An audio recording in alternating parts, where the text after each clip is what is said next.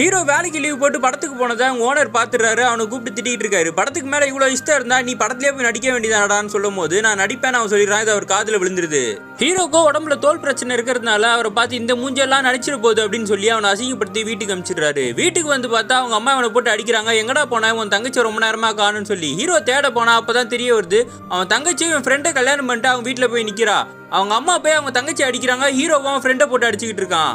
வீட்டுக்குள்ளே போய் தங்கச்சி சவுண்டு விட்றா. அவ்வளோ கேவலமான வீட்டில் நீங்கள் இருந்துகிட்டு இருந்தீங்கன்னா கடைசி வரைக்கும் எனக்கு கல்யாணம் ஆகாது, உங்கள் பிள்ளை கூட கல்யாணம் ஆகாது, நானாவது அட்லீஸ்ட் ஒரு பையனை பார்த்தீங்க வந்தனேன்னு சொல்லி உங்களை அசிங்கப்படுத்தி அனுப்பி விட்டுறா. ஹீரோட குறைய வச்சு அவன் ஃப்ரெண்ட்ஸ் எல்லாருமே அவனை பாண்டன் கிண்டல் பண்ணுறானுங்க. அவங்க ஊரில் வந்து ஒரு புதுசாக ஒரு பொண்ணு வந்திருக்கான்னு சொல்லி அவளை பார்க்கறதுக்காக எல்லாம் கெட்டப் மாற்றிட்டு போகிறானுங்க. ஹீரோ மட்டும் விட்டு போயிடறானுங்க. ஹீரோ ஒரு சூப்பர் மார்க்கெட்டில் வேலை பார்த்துக்கிட்டு இருக்கான்.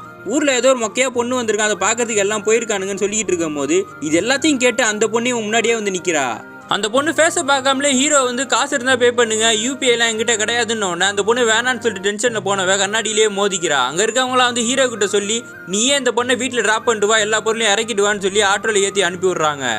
ஹீரோ அந்த பொண்ணை வீட்டில் ட்ராப் பண்ணோன்னா ஃப்ரெண்ட்ஸ் எல்லாம் என்னடா இவங்க கூட வந்து இறங்கியிருக்கான்னு சொல்லி வாயடிச்சு போயிடுறானுங்க. அன்னைக்கு நேற்று ஹீரோ கிட்ட அவங்க அம்மா சொல்கிறாங்க உன் தங்கச்சி ஓடி போன வீட்டில் இருக்க அவங்க அப்பா தான் வந்து ஒரு நாள் என்ன பொண்ணு கேட்டார், ஆனால் வெளிநாட்டு வேலைக்கார தான் வேணும்னு உங்கள் அப்பாவை நான் கல்யாணம் பண்ணிக்கிட்டேன், அவர் சினிமா பைத்தியத்தில் இங்கேயே உட்காந்துருக்காரா, நீயும் அந்த மாதிரி ஆயிடக்கூடாது, எப்படியாவது நீ வந்து சம்பாரிச்சு இந்த வீட்டை கட்டுறா, உன் தங்கச்சி எப்படி பேசினா பார்த்தலன்னு உடனே இவனும் ஃபீல் பண்ணிக்கிட்டு இருக்கான்.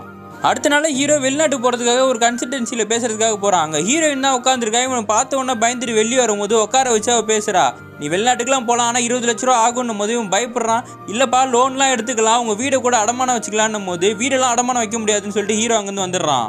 அவங்க ஊர் திருவிழாவில் ஹீரோவோட தங்கச்சி மாடியிலேருந்து கீழே பார்க்கும்போது அவங்க அம்மா அதை பார்த்துட்டு நம்ம 2 மாடி வீடாவது கட்டணும்டான்னு சொல்கிறாங்க. உடனே அம்மா கஷ்டப்படுறாங்களேன்னு சொல்லி பக்கத்தில் இருக்க ஜேசிபியில் அவங்க அம்மாவை நிற்க வச்சு மேலே தூக்கி இந்த ஹைட் போதும் அம்மான்னு கேட்டு எல்லாரையும் வாயை பழக்க வைக்கிறான். ஹீரோவோட ஃப்ரெண்டோ ஹீரோ கிட்ட சொல்கிறான் எனக்காக அந்த பொண்ணுகிட்ட போய் நீ பேசுகிறான்னு. இவன் போய் அந்த பொண்ணுகிட்ட சொல்கிறான் என் ஃப்ரெண்டு உங்களுக்காக தான் தீக்குழி இறங்கினானே, நீ பார்க்கறதுக்கு மலர் டீச்சர் மாதிரி இருக்கீங்க, உங்களுக்குலாம் பாய் ஃப்ரெண்ட் இருக்கும்ல, அவன் சொன்னால் கேட்க மாட்டான்னு அந்த பொண்ணு கேட்குறா.